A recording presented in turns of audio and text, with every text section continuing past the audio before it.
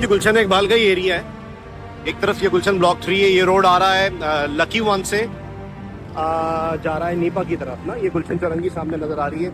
अच्छा ये main road है और ये मेन रोड का यू टर्न है जिसको कार पार्क बना दिया गया है।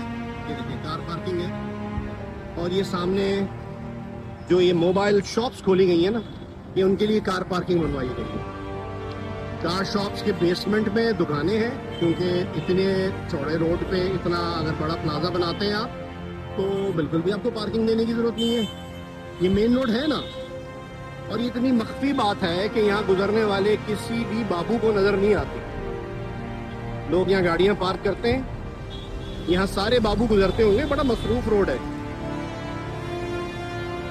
और किसी भी बाबू को मेन राशिद मिनाज रोड पर ये वायलेशन नजर नहीं आती।